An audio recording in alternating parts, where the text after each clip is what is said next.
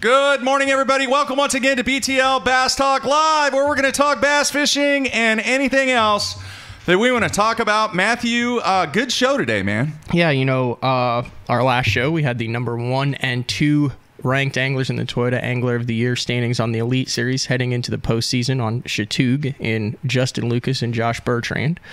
And today, we have the number 1 and number 2 ranked anglers in the Rookie of the Year race out of the 9 anglers that qualified as rookies on the Elite Series. We're talking about a BTL favorite, Roy Hawk, yes, who took the lead over at the St. Lawrence River. Who we both of us picked to win Rookie of the Year. Both of us picked that, and a very impressive season by Jake Whitaker, out of the Carolinas, who had a string of solid check caches, stumbled a little bit at the St. Lawrence River, but it is, just like in the Angler of the Year race, a 2-horse race for the Rookie of the Year. So we're going to have Jake on first because it's a little early out there on the west side for Roy, but he's already up and at him. I don't think he ever sleeps. He's always energetic and enthusiastic, Mr. Hawk we're talking about, and then have him on in the second half, and then we'll have a good feel for what's going through the mind of really the 4 guys fishing for some sort of title at Chateaugue in about a week and a half. It could be an Arizona sweep. It could. You know, Bertrand has to overtake Lucas, and then Hawk has to hold off Whitaker. Yeah. And you could have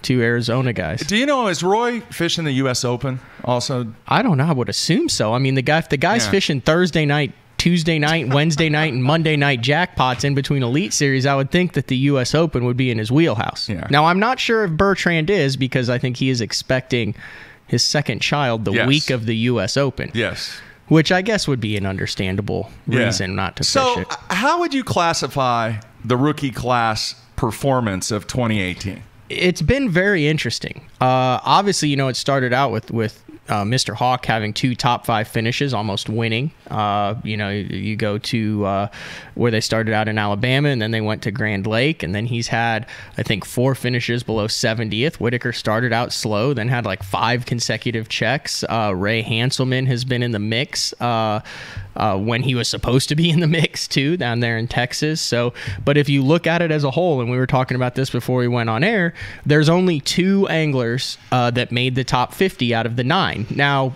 that number can be kind of skewed because in past years, you know, going back to the Brent Ayler and all that type of stuff, you know, anybody who was their first year fishing the Elite Series was qualified as a rookie. You're talking Porosnik, all those guys. This year, they had the stipulation, so there's a number of guys who moved over, like a Wesley Strader, things like that, who don't count as a rookie. But 2 out of 9, both Hawk and Whitaker are in the classic cut as it stands now. Multiple top 10 finishes, a lot of top 20 finishes, you know, 4 for Roy Hawk, several for Whitaker. So I think it's right about on par where it should be. 2 for 9? Well, 2 for 9 making for the top guys. 50? I mean, look at who else they're fishing right on par. I mean, they were in the mix. It wasn't a total disaster for the rookies. But it's not, you know, so they didn't light the world on fire. Yeah, 7 out of 9 are done. Hey, you're the one who talks about how hard it is to make a living out there. So. I think that kind of proves that point. 20% of them? More than 20%? You would say 20% is successful? And there's a chance 3 might make the Classic because Hanselman, I think, is in 55th, so there's a chance he'll probably make the bracket. Yeah. I would think if you had a number that was closer to 50%, if half of them made the top 50, probably successful. But I think that says volume for how difficult it is to make a living out there, at least as a rookie. Absolutely. And we'll ask Roy about it. I mean, he's the one who talks about, you know, he makes his living on tournament earnings. Yeah. So. All right. Final Open going down this week at Logan Martin, the Central Open. And once again, geographically, I think that's just kind of a title. Maybe they should get a sponsorship for each Open and just call it something different because it's not really geographically classified because that's not... Anyway. I'll be interested to see the spotted bass to largemouth ratio and if the locals come out to play on that one and take home that title. But like I said, we went over at the last show, a lot of interesting names that are in the mix to make the Open Championship. On the instant feedback, Austin in Alabama wants to know if you're planning on fishing the Opens in 19. No. Do you know how that's a lot of driving? That's a lot of driving too. A lot of money. I mean, that's a East Texas all the way up to Wisconsin schedule. Yeah. All right. I understand your phone was ringing quite a bit yesterday. It was? Is that true? You were getting several phone calls about one subject matter? Oh, yeah. What's on your shoulder? What's that logo on your shoulder? If you're going to have to, if this is your first... I had to dig this one out. If this is your first BTL podcast, you'll not understand this. I'll just put it into perspective. If you go on the BTL page, there I am. I'm wearing, I think, an OU hat and a Bass jacket. Jeffries is wearing Nike underpants, Nike socks, Nike shoes, a Nike hoodie, and a Nike hat, and proudly refuses to wear any of the BTL sponsor clothing in exchange for Nike clothing. That's not true. All right, that's not the premise on why I am very brand loyal to the Nike brand. But what am I sporting today? I believe that's an Adidas shirt. That is an Adidas shirt. It does fit you very nicely, though. It kind of shows off. You're in pretty good shape for 50-something-year-old. Yeah. I mean, you really are. I try, man. I try to hang in there. But this is a very, very, man, it really hurts me from a sense of I'm making a decision based upon what somebody else is doing, even though it hurts because I was so brand loyal to that brand. And I don't want to compare it to this, but in a sense, it's kind of like when somebody, that has the jersey and they're all supplemented out, and then all of a sudden a sponsor gets dropped. Mm-hmm. And then what do they have to do? Even though they may have been enormously brand loyal to that sponsor, but guess what? They can't wear any of the stuff anymore if it was a clothing sponsor. Now, it's different from a sense of, obviously, Nike was not a sponsor. In a way, yes, because we are a Nike school, and the last 2 schools that I've been at. You're talking about your coaching. My coaching, we have been Nike schools, so obviously we get all kinds of Nike gear and everything like that. So it just kind of more or less built up my brand loyalty because all of the schools that I was coaching basketball at were Nike brand schools. With this situation here, you know what, Matthew? We never talk politics or things that are going on from a society perspective, but this one really... It really, really bothers me from the perspective of I am making a decision not to wear Nike anymore because I just think it's the right thing to do. I think the statement that was made, and this is not Matt, this is me, and this is not the opinion of any of the sponsors of the show or anybody else. This is just Mark Jeffries' opinion. The statement that is made in the whole Just Do It campaign for Nike, when Kaepernick says, believe in something, even if it means sacrificing everything, I truly don't think, in my opinion, that he is sacrificing everything.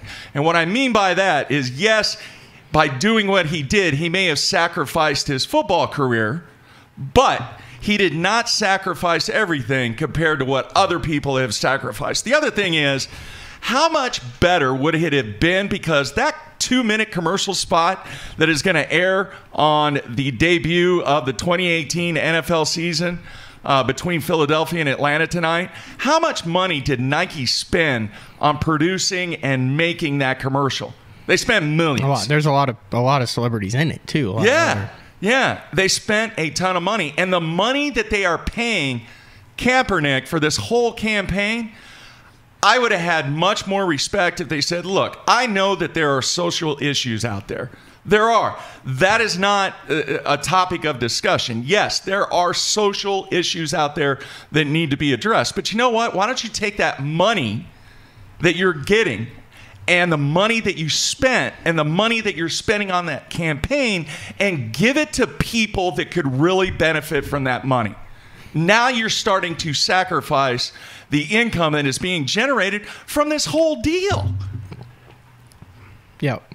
It sucks. It sucks. And I got thousands of dollars. Genuinely upset about I've got thousands of dollars of Nike gear in my closet that I'm not going to be foolish and burn it like some other people are doing out on social media. BTL. I mean, no, I'm not going to do that. I am really upset that a company that I was enormously brand loyal to has chosen to take this path rather than truly addressing the issue and put money toward the people that really need it. Now, I do want to point this out, and as I've said on this show before, I'm really good friends with somebody that has a Nike connection. He works for... Is his name Phil?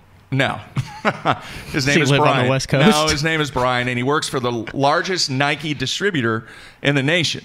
And they are catching an enormous amount of heat because of this. They had to know it was coming. And from a business perspective, it is very... I'm intrigued by the decision that they made from a business perspective, because the day that they announced this, the stock went in the tank almost $3 a share. Anyway, there is a university. Did you own Nike stock? You had to have. No, I didn't. No, you don't? No. Oh, okay. At one time I did. It was part of the portfolio. Anyway, of all places, all right, there is a college in Branson, Missouri. Ozarks. Ozarks. College of the Ozarks.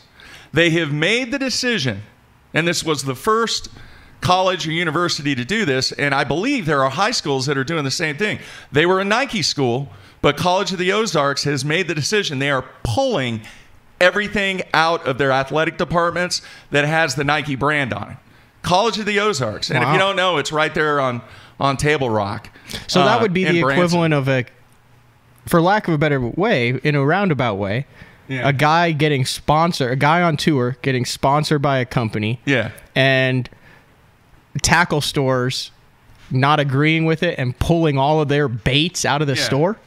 Would that kind of be the equivalent of that in the fishing world? Yeah, absolutely. All right, and here I need to point this out. The statement that I made, I am not saying that Colin Kaepernick has not donated a ton of money.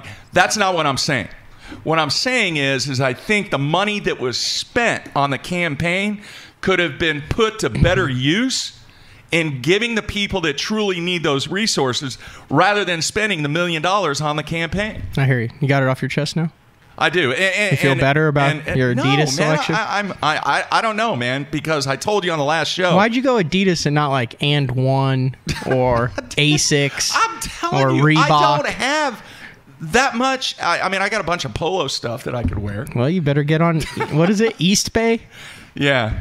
Well, I told you, we are, and this has nothing to do with the situation. What's on your socks, Jeffries? I know. It's the only socks I have. Are those Pro-Keds that you're wearing? Take that shoe off. Show the folks. They're Sperry's. They're Sperry's? Yeah. What's wrong with that? You still have the Nike socks on. I don't have any other socks. And I can't go bare. All right. I'm sorry. Yeah. All right. All right. So anyway, I am not disrespecting what is trying to be accomplished. All I'm saying is that the way that this whole thing went down, it just... Has there ever been really a controversial sponsorship in bass fishing? Now, I know that Bass has the authority to approve or deny boat wraps and jerseys. Yeah. Unnamed anglers have approached Bass with Big Al Strip Club before. I know that is a fact. Yeah. That's gotten shut down. Yeah. Others have gotten shut down on wraps that have certain innuendos on it. Yeah. So I don't think you would ever see that there, because that's actually in their rules, you know, that the Bass has to approve of the wrap. But I don't know, it's just not big enough for it to cause that much of a stir in fishing. And we've never mentioned this, and I don't know if people out there know it, but before every single Elite Series event, they always play the national anthem. Right. Before launch. What would happen if somebody would refuse to stand or sit in the boat during the national anthem? I don't know. The craziest thing I've seen is everybody puts their hand over their heart for the Canadian anthem, because they did the Canadian anthem at the St. Lawrence. What's wrong with that? They're showing respect. Okay. I guess. You gotta stay and take my hat off and stuff. Yeah. People on the instant feedback are mentioning the alcohol sponsorships. You know, obviously the situation. But that was that was the organization asking him to wear it. That you would have to. Yeah, but what did he do? He said, "No, not doing it. See you later." Right. I mean, I guess that's somewhat relatable, but I'm talking about an angler getting sponsored by something unrelated, because the NFL is not thrilled about it. Obviously, I've read some articles about that, but I'm talking about an angler doing something that. And Nike is paying the NFL millions of dollars, and they're going to show that commercial, and it is just a big. It's interesting. Mess. Well, hey, we're talking about it. It's the most Nike's got it. I mean, it's interesting. Will I ever wear a Nike again? Yeah, probably. I'm interested to see how long before. I'm not throwing the stuff away. All right. I mean, hopefully things will get better. And too bad you're 2X. I'm bummed out, man. All right. Bummed out. Well, thankfully, we got a good show today. We can get back to the topic at hand. The other thing is, I mentioned this to you real quick, and then we're going to take a break and come back with Mr. Whitaker. He's probably listening, going, "Dear God, I hope they don't ask me about this." No, we're not gonna mention anymore. That's all I'm going to say about it. One of these days, you will tune in, and I will be wearing Nike gear again. Anyway.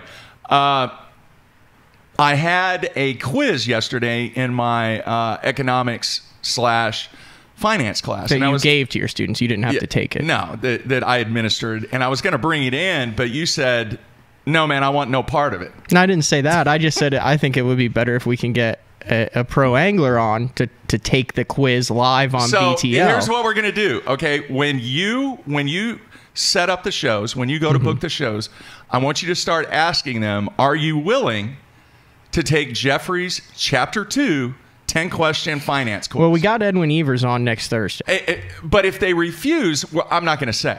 Yeah, we're just going to go, no, it's all good. No. Not refuse if they're like, yeah, I don't want any part of that. I don't want any part of that. But I want to see who But Edward's made a few dollars in this business. He's pretty financially savvy. Very, very basic. Yeah.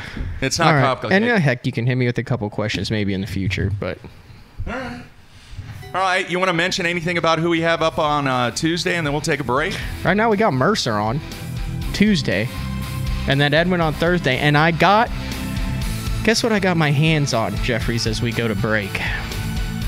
What's that? Let me, what does that say at the top there? Now, don't say it out loud. Oh, very nice. We'll see. We'll try. He's not a professional angler. You can see him on Tackle Warehouse, and we have had montages of him on the show. He's awesome. We've been trying to get this number for probably about 6 months. So I've got supposedly the correct number for the A train over at Tackle Warehouse. Very nice. I'm kind of pumped. I'm excited. It's probably going to have to be 2-3 weeks before we get him on, just because of the way it's booked, and then the AOI championship and a bunch of different factors. But we're going to get the A train booked if he's willing to come on. I've not talked to him. I can't pre-book him without talking to him. Yeah, we'll see. Hopefully he'll come on. His videos are awesome. Yep. Great videos. All right, we're going to take a break. Come back with Mr. Whitaker. Everybody stay tuned.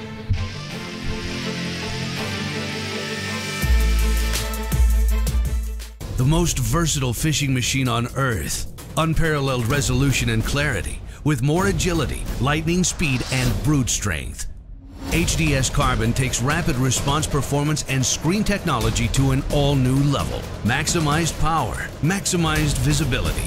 See Structure Scan 3D, new dual chirp sonar, new live network sonar, and more mapping options, all at the same time and faster than ever before.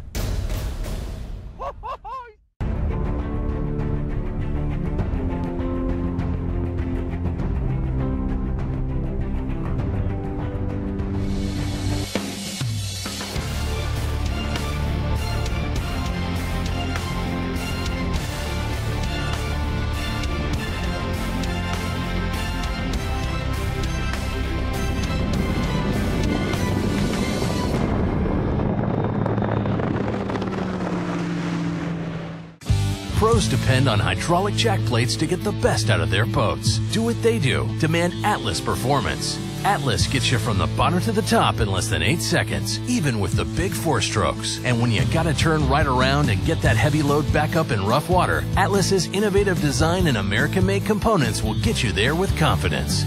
I'm at Depot. Just look for yourself. There's an Atlas jack plate on just about every professional's boat. The Atlas hydraulic jack plate. You can depend on it.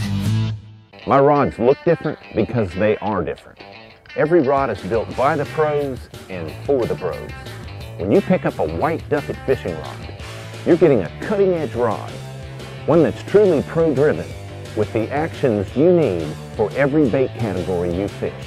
I put my name on it. It's my promise to build you a great rod you can count on. Ducket Fishing, Micro Magic, Macro Magic, or White Ice. Try them. They work. Fishing just got easier, and it didn't cost you a thing. Free feature upgrades from Lowrance. Fish Reveal delivers the best of chirp sonar and downscan imaging, all on one screen, and it's going to help you find more fish. High visibility color sonar take high contrast imaging to a whole new level. It delivers the absolute best views of structure. Fish like to hide there, but their hiding days are over. These features are ready to roll when you are. Just upgrade your HDS Carbon software.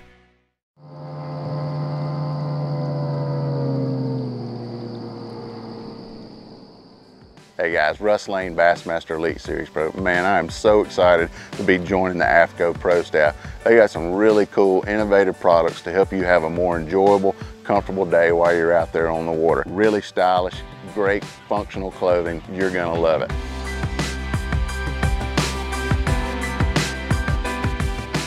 The thing I'm most excited about though is AFCO has pledged to donate 10% of their total profits back to supporting the conservation of our fisheries, and I am all about supporting a company that's about supporting conservation so that we can enjoy our bass fishing for a long time.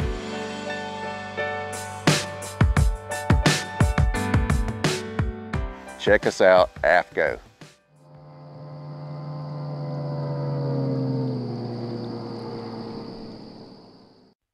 Jacob Wheeler and Tommy Biffle have a lot in common. Flat bill. The perfect shape. You gotta love some white tackle. I know I have a spinning rod. I love my hammer crawl. Biffle bug. Rigged on a hardhead. Well, they could be twins. Bifflebug, hammer crawl, hardhead, from Gene LaRue. Let me help you, man. Let me help that hat. Whoa. There you go. I already look better. When I talk about Sunline, I think of one word: confidence. Sunline FX2 is what I use for all of my frogging and flipping. SX1 braid, which braid plays a big part in fishing line. Shooter, I'm going to use in those close quarter deals like flipping and pitching. One of my favorite techniques in fishing the tournament trail is to fish offshore ledges. We have taken the questions out of the equation. Take my word for it. It works. It works, dude.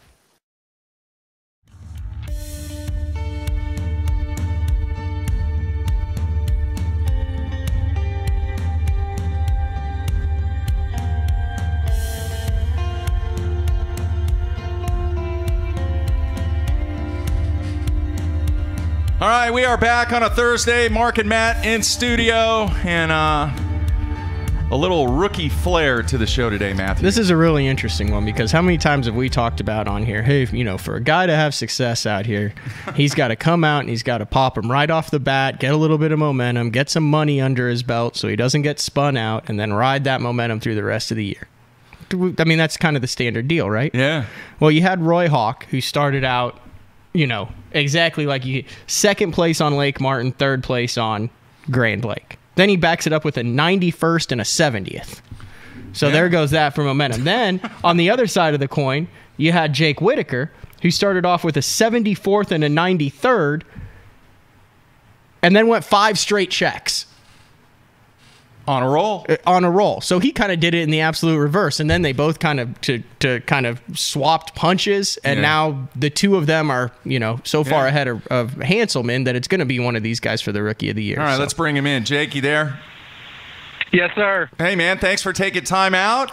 Quite the rookie race going into the last event, man. Yeah, for sure. I mean, first of all, thanks for you guys having me on. It's a pleasure. Listen to you guys all the time, but yeah, man, it's honestly been more than what I expected this year. Going into this year, you know, I set some goals for myself just to, you know, cash a few checks and just prove to myself that I can compete with the guys. So I think I've you know, outdid myself on that, and really thankful for it. Yeah, it's been good. Talk a little bit about turning it around there at Kentucky Lake, which was not an easy fishery the way it was with the water dropping like that, and then kind of the carb situation and kind of the post-spawn funk that it was in. Just kind of talk about that stretch of the 5 consecutive checks and how you got on a roll there to turn this thing around this year. Yeah, for sure. The first 2 events obviously did not go like I had wanted them to go. I kind of got caught up doing some stuff, you know, that I probably wasn't comfortable doing, and that's the reason for those bad first 2 finishes. And then after that, I just told myself, I said, look, you know, last year when I qualified for the Opens, I fished how I wanted to fish. I didn't care, what everybody else was doing, and had success. And I told myself, just go out there, have fun. Don't worry about who you're fishing against, and just go have fun, man. And that's what I did. I just, I didn't worry about what everybody else was doing. I just put my head down, fished how I like to fish, and man, it just really worked out. Things just kind of started falling in place for me. Had some really good breaks go my way on some days, and those are the things that have to happen to have good events on the Elite Series. And just thankful that happened, and that I just told myself to just go have fun, basically, and fish how I like to fish. You mentioned you had some breaks go your way. Dude, guys say that all the time. I want to hear about these breaks. Are you talking like fish that got in that you weren't supposed to, or something that you ran by and stopped and fished on a whim, or what's some of the crazy stuff? Yeah, I mean, it's just like, my first, the deal at Kentucky Lake, I finished like 48th or something there. But, I mean, it's just, tough practice. The lake obviously wasn't fishing, like it should. For the circumstances, I caught basically every one of my fish off the bed there at Kentucky Lake, with a spinning rod in my hand, wacky rigging. Who does that at Kentucky Lake? And then, just going on Lake Travis, the first day I was in like 50th place, had to catch them good the second day, pulled into a marina where I practiced in, never caught a bass out of there, just saw them swimming in there in practice. And didn't go in there the first day, went in there the second day, and in an hour I had 17 pounds. And then, go to the Mississippi River. Everybody caught them really good there, caught numbers, and I, was struggling on numbers, but the fish I was catching were good fish. So the second day at like 1 o'clock, I've got 3 fish in the live well. Yep, they're good fish, but I've got 3 at 1 o'clock. I catch a 4-pounder and go, and I've got like 20 minutes before check-in, and pull back into a place where I'd caught some fish, early in the day, and caught a 4-pound smallmouth on a frog.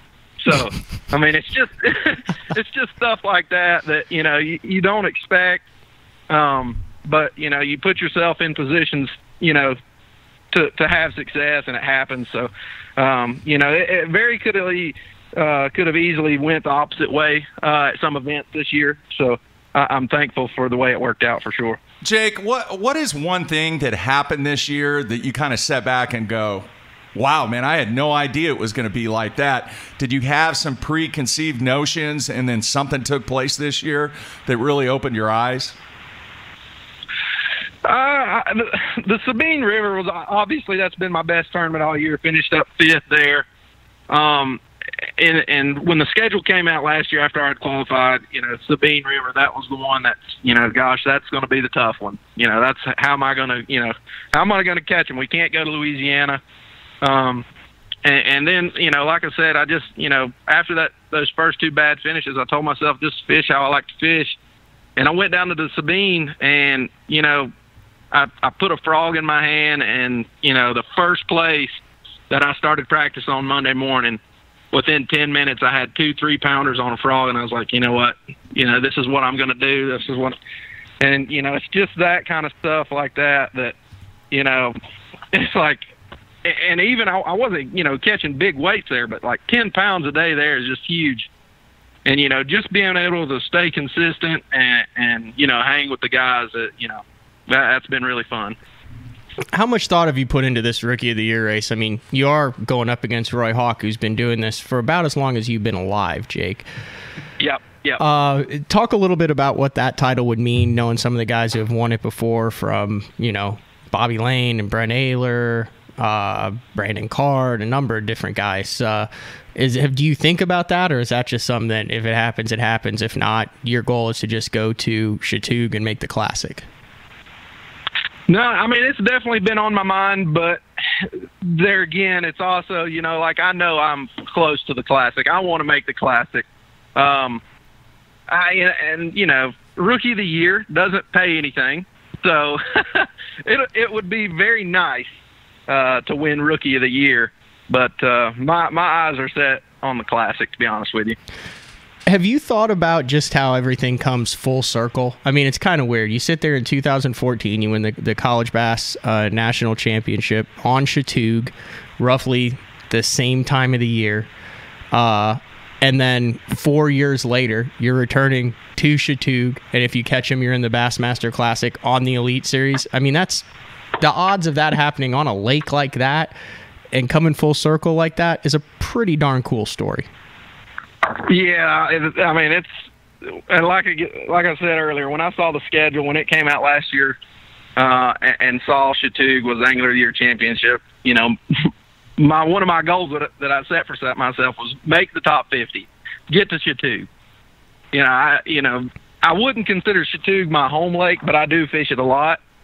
So I mean, you know, just when you get the opportunity to fish a lake that you've got an idea about what's going on, or you know, you know where to go, or where you think you may know where to go, that just helps so much.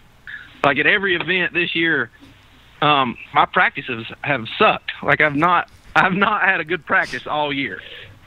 So it's going to be nice just kind of, you know, go to a lake that I know well, kind of, you know, run around and check some stuff out and see what's going on. But yet, you know, it's never the same. So, you know, still got to figure it out and go that way. But, man, it is really cool, you know, to be able to go back to a place where you won the college national championship at and kind of redeem myself. I didn't qualify for the Classic through the bracket there. So, you know, getting another shot at that lake, trying to qualify for the Classic, that's fun.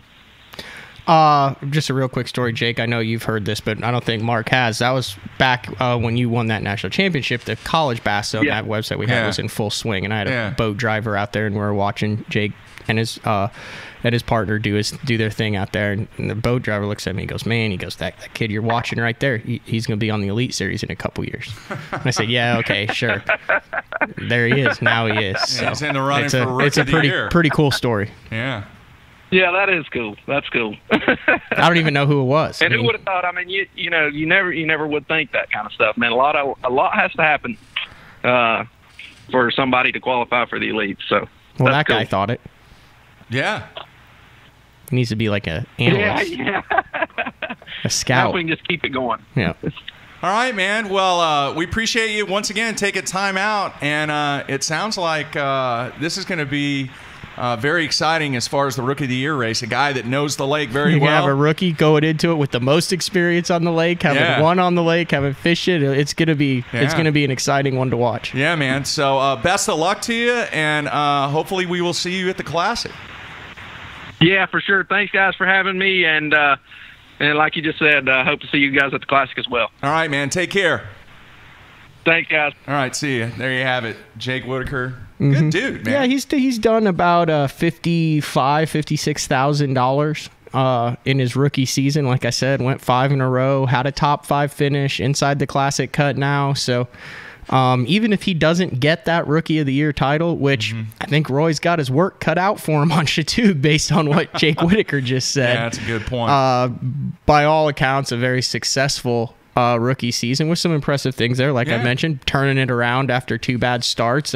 You got him competing, you know, at Lake Travis, kind of an unknown fishery, Lake Oahe, kind of an unknown fishery, level playing field between everyone, and he cracks top 30s. So. Yeah.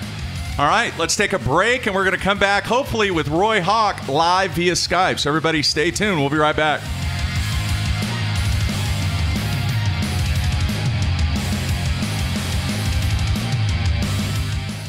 The most versatile fishing machine on Earth. Unparalleled resolution and clarity, with more agility, lightning speed, and brute strength. HDS Carbon takes rapid response performance and screen technology to an all-new level. Maximized power, maximized visibility. See Structure Scan 3D, new dual chirp sonar, new live network sonar, and more mapping options, all at the same time and faster than ever before.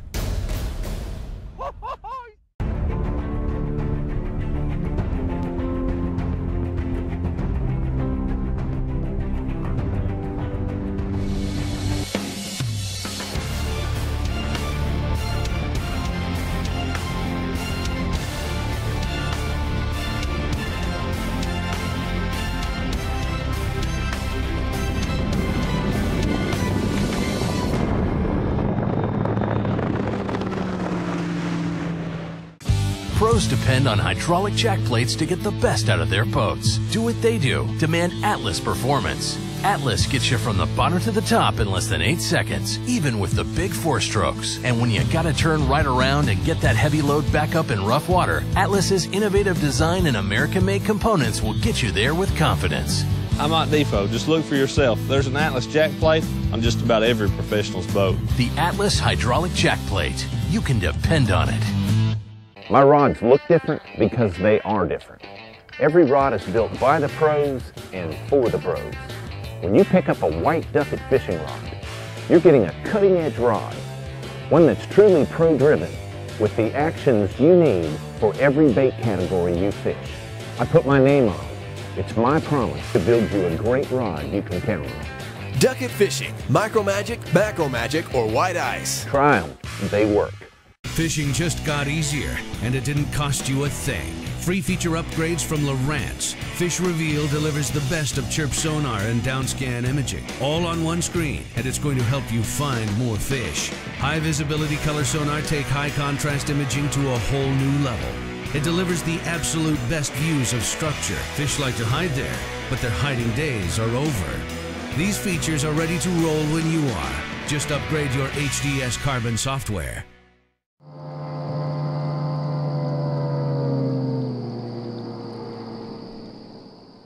Hey guys, Russ Lane, Bassmaster Elite Series Pro. Man, I am so excited to be joining the AFCO Pro staff. They got some really cool, innovative products to help you have a more enjoyable, comfortable day while you're out there on the water. Really stylish, great functional clothing. You're gonna love it.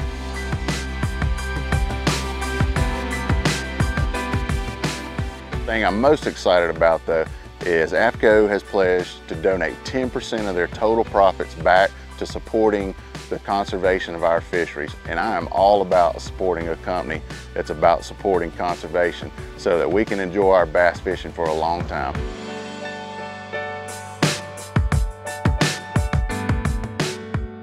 Check us out, AFCO.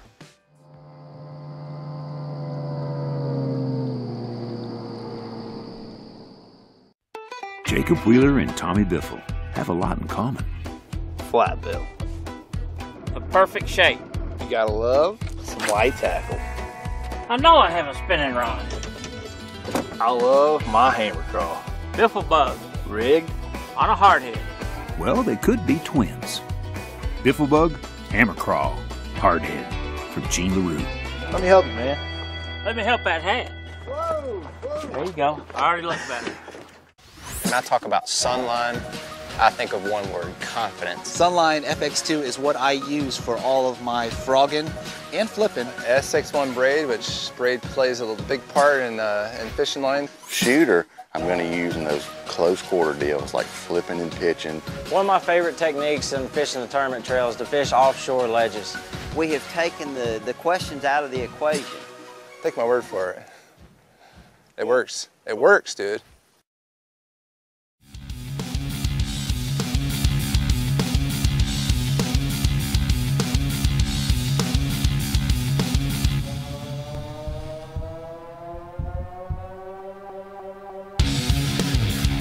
All right, we are back, getting ready to go to the man live via Skype that is leading the Rookie of the Year race. He was blowing it out.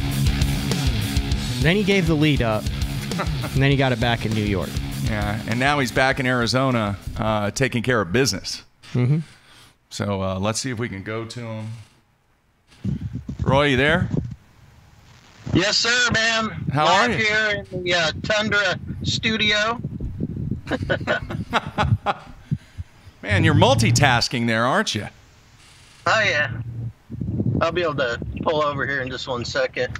When do all the people come to Lake Havasu City? All the retirees for the winter, is that approaching rapidly? That time of the year? It is actually. It's it'll be in full swing within the next month or so. But it's there's a lot of people that just live here. Older people that stay throughout the summer. But the big snowbird push is definitely on the way. Do you have rocks or grass? It's all rocks, baby. I've told that story when we were out at Havasu in 2015. Yeah. Everybody was power washing their yards. Yeah. I'm not kidding. Yeah. Well, it's like a once-a-year thing, They right? don't have a lawnmower. They've got a power washer. Yeah. They go out there, they wash their rocks, and then they rake them. It would take an enormous amount of water if they had grass to keep it green, right. I guess. But there's Is that right? Some people. There's a lot of AstroTurf, too. A lot of fake grass. Yeah, I don't like the AstroTurf. The AstroTurf doesn't work, does it, Roy? No, it's kind of, I don't know. That would you'd definitely have to wash that quite often. All right, so 8 events into the year. If someone had told you 4 top 15 finishes through 8 events, you'd have taken that in a heartbeat? Yeah, heck yeah. Dude, I'm thankful to survive, you know. I feel like overall it was a pretty good year, and thankful to be in the position and got a shot at going to the Classics. A big deal for me, and looking forward to getting to Chattooga, man. That lake's really cool, man. I'm excited to get there and really get to know it, you know. How crazy was the start of this year? Because there was a little bit of Hawk mania, because obviously everyone knew who you were and what you've done over the course of your career, and then you come out and just drill everybody in the first 2 tournaments. Well, not almost everybody. There are a couple guys who beat you, but a 2nd and a 3rd place finish in the first 2. Just kind of go back to how crazy that start of the season was for you.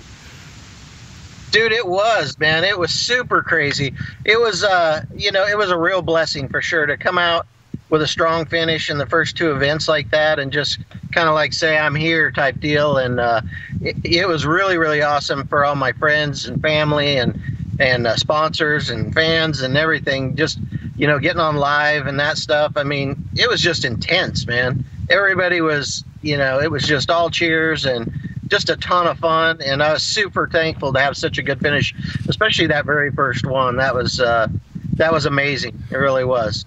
Roy, it let me really check out like all the aspects of what Bass has to offer, type of thing, with the live and the amount of attention that delivered and all that stuff was amazing. So it was cool. Roy, we had you on the show prior to obviously the start of the Elite Series, and the confidence seemed very, very high. But was there a point during the season, be it early or even halfway through, that you kind of realized, hey man, this is the game, and I have the game to be here? Was there a moment, or was there a fish, or was there an event that really stuck out to you to say, this is my opportunity to really showcase what I have? I don't know about. I don't know. That's kind of. I guess. Certainly the first tournament. That was a big deal, and that was a pattern that I was running that I feel very comfortable running, and it was. I was definitely in. I was fortunate to find a groove that I could fit into very well. So it was a lot of fun. But other than that, I don't know. I don't know. There's little bits of stuff throughout the whole year, and for me, I love the sport. I love tournament bass fishing, and so throughout the year, even with bad finishes and stuff, I still appreciate the value of being there and learning and growing and so forth. And you got to have struggles to have the successes, and the whole thing. Just the whole year in general has been really, really cool. So what has been your greatest challenge during your rookie season? Challenge? Yeah. Probably, just missing things at home, probably more than anything. But the way we set it up this year was a real positive deal, and family was, behind me 100%. And my wife got to go to, I think 4 events this year, and my daughter and some of my other family got to come out for different things, and so we made it work really, really well. And leaving my truck and boat, back east this year allowed me to, when I got home, I could just focus on home life. So you add all that up, it wasn't too bad, but that's probably the biggest struggle, is just not being, available 24/7 at home, but within an acceptable range. So Well, I told a story about Jake Whitaker the first time I met him in 2014. I'll tell one of the cool things was Kentucky Lake. So you had a 91st place finish there. Not very good. And I saw you after the first day, but I hadn't seen you bag your fish. You're just carrying your bag up. Oh, man, how's it going? Happy. You could not tell. I mean, you get within 50 feet of certain guys who only have 6-7 pounds one day, and you can tell they just want to bite everyone's head off. Like kick puppies and punt kittens and stuff. But I was like, oh, Roy must have had a good day. He's keeping it going. Said, you get him? You go, oh, heck no, man. I mean, I sucked big time. And then laughed about it. And I said, you'll get it. I said, you got 20 pounds tomorrow? And you go, heck no. I don't even know if I could catch a bass. But the positive attitude that you had through that whole thing. And I talked with another, they're like, no, dude, that's how he is. Like you genuinely do not get down when you're struggling. Is that a fair assessment? Yeah, for sure. I mean, you always want to do good, but I know I'm not going to do great every event. It's just the way it is. I've been doing this long enough to know that you're just not going to win them all. It's just the way it is. It's the nature of the sport, and you really can't. The only thing you can really beat yourself up on is if you can look back and see specific mistakes, that are correctable. If you've done everything in your power to do your best, I mean, you can pretty much just leave it there and go on to the next one, So that's just the way it is. One of the things I remember you talking about when we had you on the first time was how you make your living on tournament earnings. Right. And how you perform on that and how hard that is to do. I mean, you look at your stats, obviously, so you made the Angler of the Year. You're going to pick up some money there for the Angler of the Year championship regardless. You make the Classic. There's another 10 grand there regardless. But you're about 70 grand in through the year on the 4 top 15 finishes. Just from a financial standpoint, talk about how that's been traveling throughout the year and making that move to where you talked about how much you're gone. We've been up to South Dakota. We've been down to South Texas, all over. Is it kind of what you expected going into it as far as the dollars are concerned?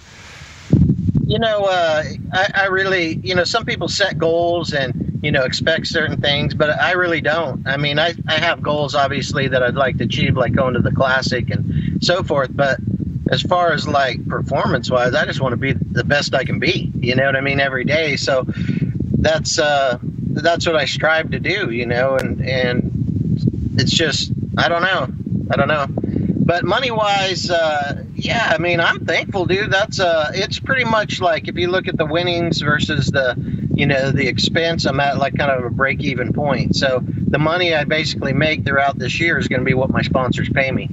So, that's a good thing. I'm not going in the hole here, and I'm sitting in a position to where, it looks good and favorable to go out and fish again next year on the Elite Series. So, life's good, man. I'm stoked, and I sure hope one day I can win one of these things. Hey, wait a minute, Roy. I think the studio here in Oklahoma, I think we're about ready to get hit by lightning, because that was Matthew Pangrak asking a question that was financial and business related.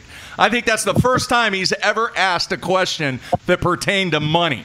So I'm ready for the lightning strike anytime. Well, that's why now. Roy and I get along so well. We just go with the flow, man. As long as the boat floats and the tournament entry fee clears, I'm happy. Wow, that was impressive, Matthew. All right, I want to know: are you planning on fishing the U.S. Open this year? Oh yeah, absolutely. That's our pinnacle, event here out west, and whenever I possibly can, I'll definitely fish it. It's a lot of fun. Having the shared weight with the pro and the co makes a whole different deal, and it's a ton of fun. You become like a team partner for the day with your co-angler. So that gives a great opportunity, for the co-angler as well as me to interact, and we just work together and have a great time. So, and the overall outcome, I mean, you got a great chance of winning some good bucks. I could draw you this year, Roy. I have my deposit in for the AAA side. Do you really? I do. I really do. Yeah. Oh, awesome. I mean, I haven't gotten the confirmation call from Billy yet, but I'm linked in the whole 9 yards. So he's good. He's good. Yep. I got the Zebco 33 spooled up with the braid. Got the K&E pre-rigged plastics on the weighted bobbers. Let's go catch us some bass. Nice.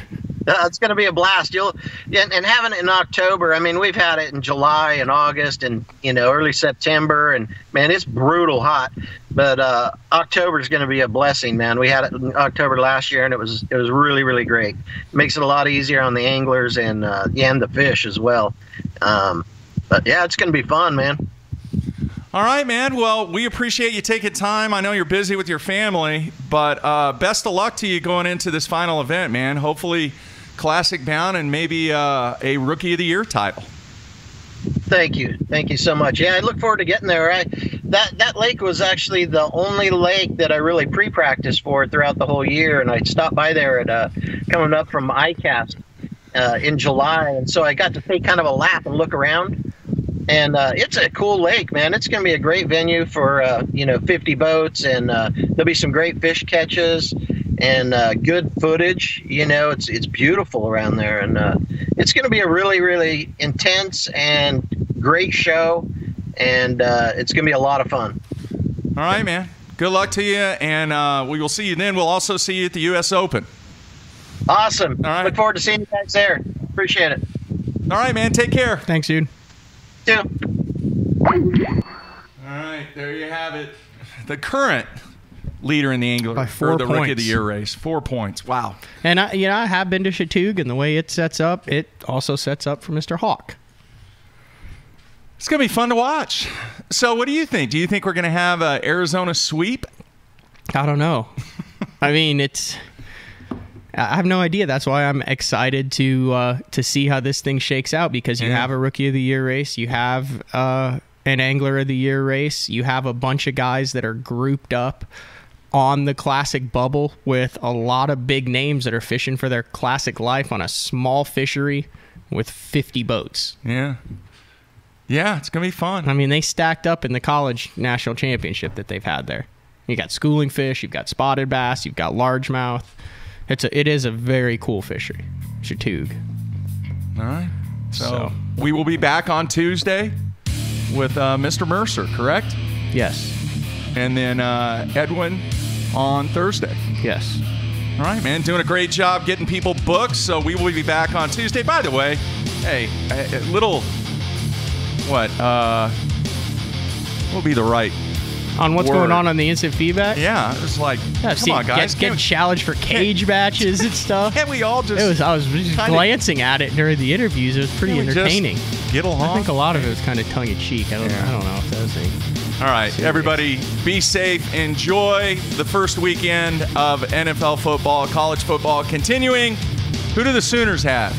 UCLA. Yeah, and they have all kinds of quarterback issues. So. We go up against Lane Kiffin in week 1 and Chip Kelly in week 2. Yeah. Eccentric coaches. I wish we had Mike Leach in week 3. That would be the triple threat. All right, everybody be safe. We will talk to you on Tuesday.